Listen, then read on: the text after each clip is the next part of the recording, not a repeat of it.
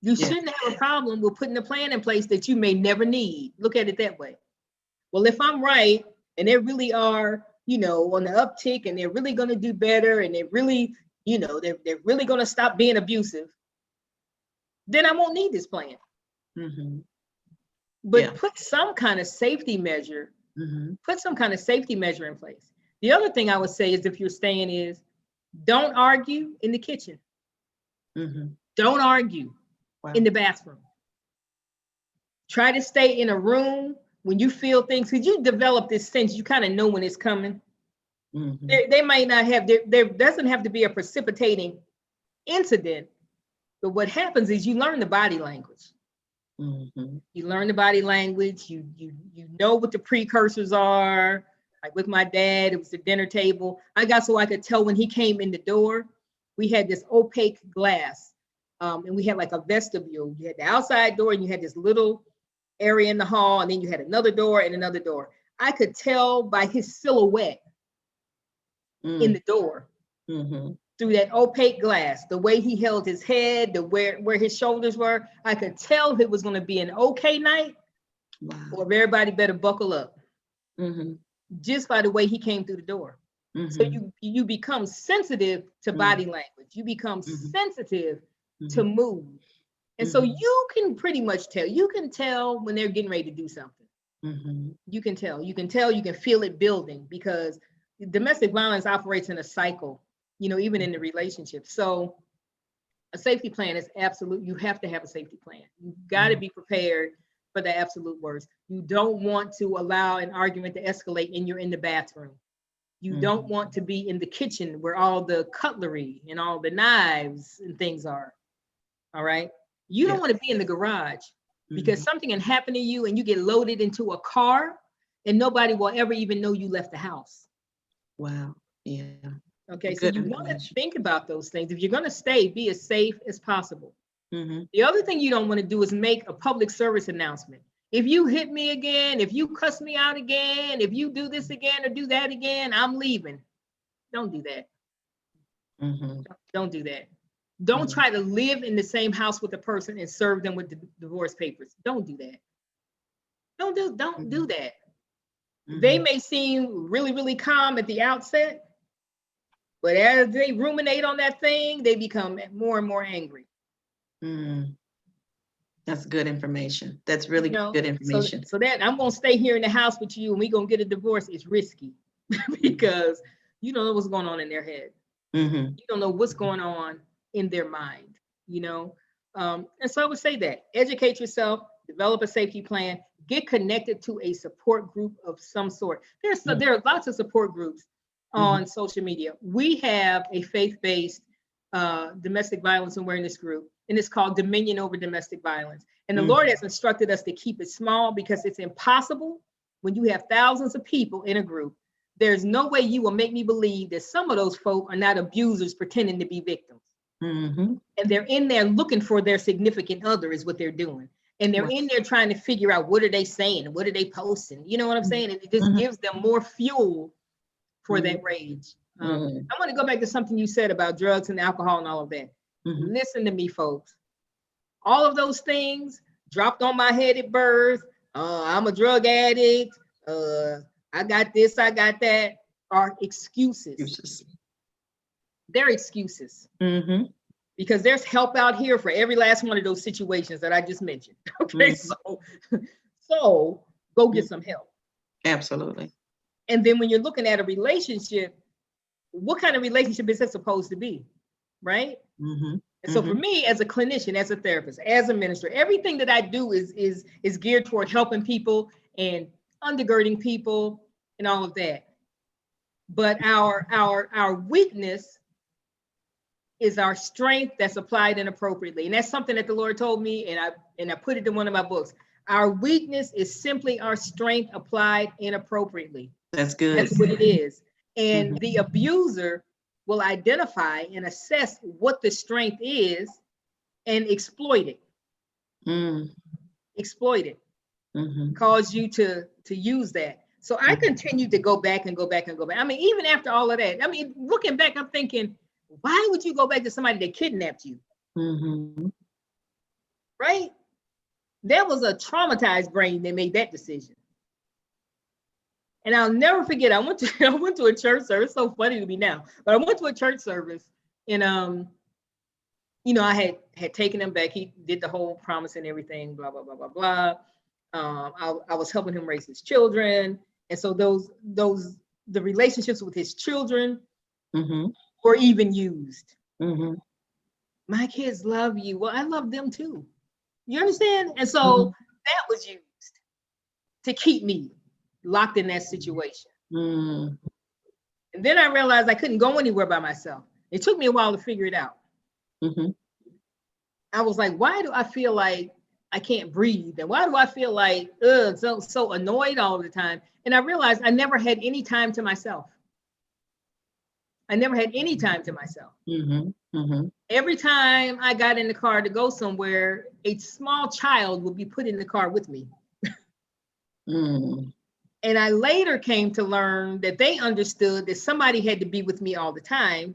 Why? So that they could tell him where I'd been or who had been talking to me or whatever. It took me a while to catch on to that. It took me a while to catch on to that because, as a mother, they want to go with you. Why not? But I mean, all the time, you never have 2 minutes to yourself. So it took me a while to figure that out. And then I went to church one night, and not too long after we had gotten back together, of course, he started clowning again because that's who he actually was, right?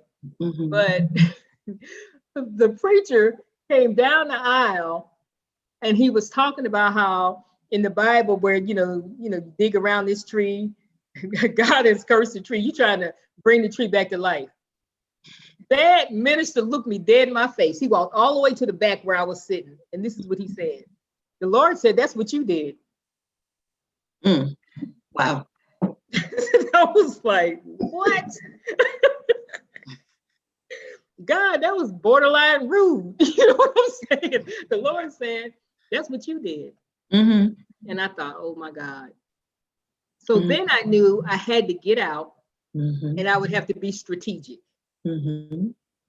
Because the behaviors had already started again. You see what I'm saying? Absolutely. He never left me alone. He never left me alone. He would tell me through some random preacher in the church service. I got to the church service late, and he stopped, and that's what he said. And I'm like, wow. I'm so much smarter than what I appear to be right now. That's what I remember thinking. I'm so much smarter than this. Wow. So it has been a ride. Another thing is, you get into these situations and maybe your income is greater than theirs, right? 65% seems to be the cutoff. But if the victim, because it can work in reverse too, if the victim makes more than 65% of the household income, a prime target for abuse. Wow. And on one hand, think about how women think. Well, he doesn't make as much as me, but that's fine because we're in this together, and he has a GED and I have a college degree, and so I make more money, and I'm going to just go on and accept these promotions, and we're going to put all of our money together. It can work in a situation where you're both working. It can be like that where he's not working and you're working part-time.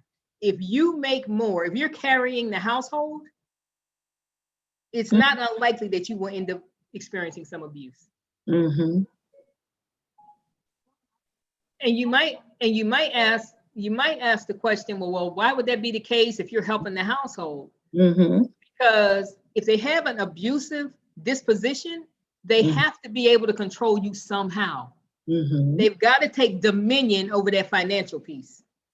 They've got to take dominion. They have to take dominion over that financial piece in order to keep you under their thumb. Wow. Does that abuse look the same? Is it physical, would you say, or is it more vocal, verbal aggression? It doesn't have to be. But here's an important thing for people to know. That victims who experience emotional and psychological abuse are more likely to develop post-traumatic stress disorder than the person who gets punched in the face. Wow. Wow. So all wounds are not visible. Absolutely. And it's all damaging. And normally they build one on the other. They normally don't start off with physical abuse right away. That's normally not the first thing.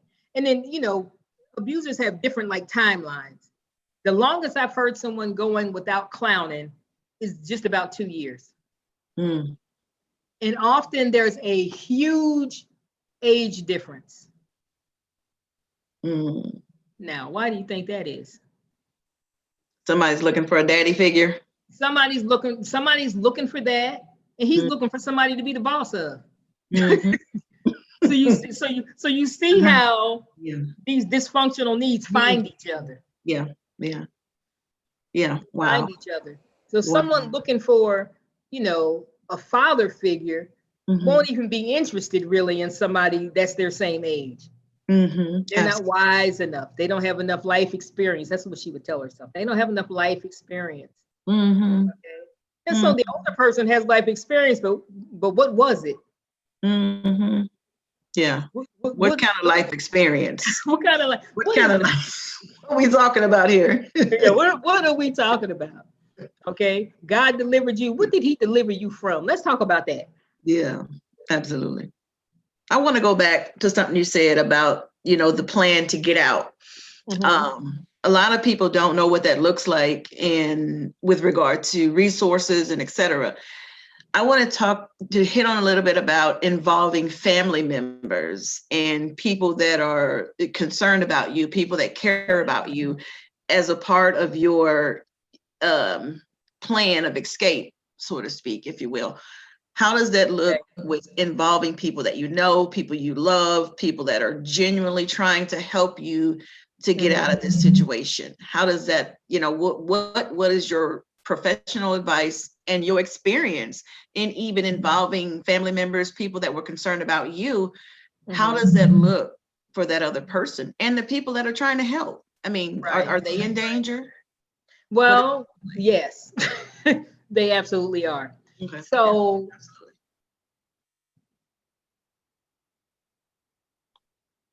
go ahead. I think there's a delay. Okay. All right. So 20% of domestic violence homicides are not even the victim. They are family members, they are neighbors, they are innocent bystanders, they are first responders. So it's absolutely some risk involved in trying to help someone. So I wouldn't tell everybody, but there's so many ways that you can help. So what the victim needs to consider is this. Your cousin, Emily, might be your best friend, but if she is a nervous wreck and easily frightened, that's probably not a good person to put in this position. And so it's important that you be honest about who you can actually rely on. I advise against involving anybody who A, is afraid of the abuser, okay, or B, thinks they're amazing. Because either one of those people can easily be converted into a flying monkey. And by that, that's a reference to the Wicked Witch in the Wizard of Oz, who had those flying monkeys that did her bidding, okay? Yeah. And so you want to be wary of that. So they might love you and you might love them, but you want to look at the temperament, right? You don't need somebody that's going to start an argument with the abuser. You need somebody that's going to be able to think calmly and be level-headed and be strategic, not get upset and blurt out, well, she's thinking about leaving you anyway. You know, so you want to really think about that. So it can't be an emotional decision. So a domestic violence shelter or the hotline.org, you know, the National Domestic Violence Hotline, domesticshelters.org. You know, these are people who can think in a level-headed manner and advise you regarding your situation. Also, you need a template at least for a safety plan. It can't hurt to have one, even if you're not the victim, right? Even if you're not the victim, somebody around you is. because it's a pandemic. Think about COVID. It's a pandemic. It's that bad. And so it can't hurt for you to have access to a template. We have a blog, judasroar.com, that if you subscribe to it, you are automatically emailed a template for a safety plan that we developed. And each safety plan won't look the same. If I have a safety plan and Henrietta, you have a safety plan, they won't be exactly the same because our circumstances aren't exactly the same. And we're not dealing with the same abuser. Neither are we the same person. And so I would say, have a safety plan. I would say, think about who you involve. If you have a job, if at all possible, let them know that something is wrong. They need to know that it's not normal for this person to show up with flowers on your job. They need to know that they shouldn't be seeing their face or their vehicle in the parking lot. Okay. And so the best way that you can protect the people around you is for them to be aware of what's going on. If you're the only one that knows that this person is threatening you with a weapon at the house, everybody's in danger. Yeah. Everybody's in danger, and no one is in a position to protect themselves. So maintain an educational level. You know, we have a YouTube channel. We've got over 70 videos. You can subscribe to the channel. You can watch a video to educate yourself. Okay. You can do that on your phone. You can do it on your computer. You can do it when you're at work. Okay. So there are resources out here, and you can maintain your safety a lot better than it was possible to do, you know, years ago.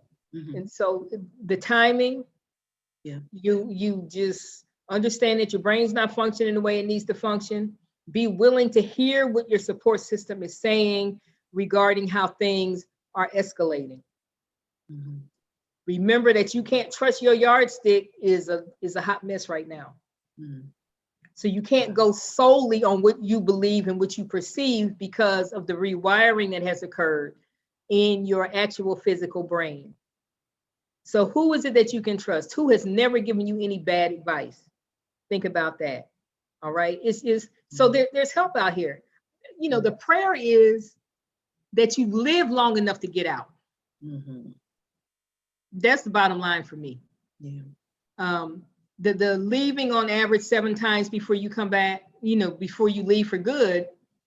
The concern is every time you leave and come back, there are several things that have taken place. Before you leave that first time, they usually don't believe that you will. They believe that they have such complete control that you won't leave. But after you leave that first time, now they know that you're capable of leaving. And now they want to know who's in your ear, who's helping you. If you divulge that information, you're now making them a target as well. Whether you do it in response to goading or being provoked, now you're putting other people at risk, right? And so you don't want to do that. So you want to not blurt out, I'm leaving, because once you leave, then they know. And then the other thing they do is they look back and see if they missed any signs that you were leaving. Well, I never thought that he or she would leave. I never thought that they would leave. So now how were they behaving before they left? And so now you're being monitored more closely. Every time you leave and come back, the monitoring gets more intense and more intense and more intense. My odometer was checked. Literally. Well, the grocery store is 5 miles away and there are 15 miles. Where have you been?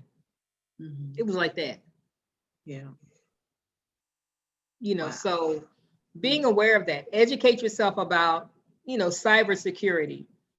There's so many ways now that they can monitor you. They can put keystroke technology on your computer. They can load an app into your phone. Check the apps on your phone. Did you put all of those apps on there? Is there anything on there that you don't know what in creation it is? Because if they've got an app in your phone, an app in your laptop that you take everywhere, then they know where you are all the time. All the time. And they're crafty. This is really good information. This is really good. My final question, and this is kind of going to wrap us up with the interview, Dr. Richardson. So what can we do? What can we, people that are not in this situation, people that are just kind of living life, kind of doing our thing, and just domestic violence is not our, it's not our call, our provocation. It's not really what we do, so to speak, but certainly everybody can do something. Right. So what can just somebody that may circle back, watch this video, listen to, what can that person do? What if that person says, well, what can I do to help? Because I really feel bad when I see these stories, I cry.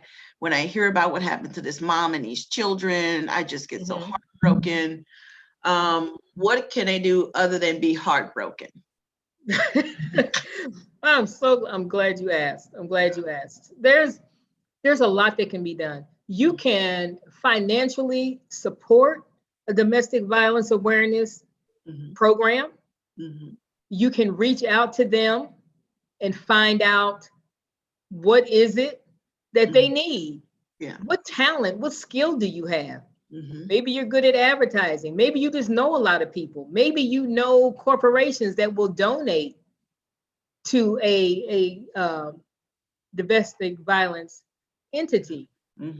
Maybe you have a skill or a talent that you can lend. Okay. You have editing experience and they do videos. You have advertising experience. You know, you have accounting experience. How can the gift that God has given you, that your skills and talents, how can they be applied to this situation? It's not always about opening up your home, although I've done that. I wouldn't advise everybody to do it. Maybe that's not what you're supposed to do. But what else can you do? Support someone who's already doing it. Yes. When you, something as simple as when you see a post, you see this interview, share it. Share it on all of your platforms, because domestic violence is so prevalent that there's no way that there's no one on your friends list that doesn't need this information. Somebody close to you needs it. Oftentimes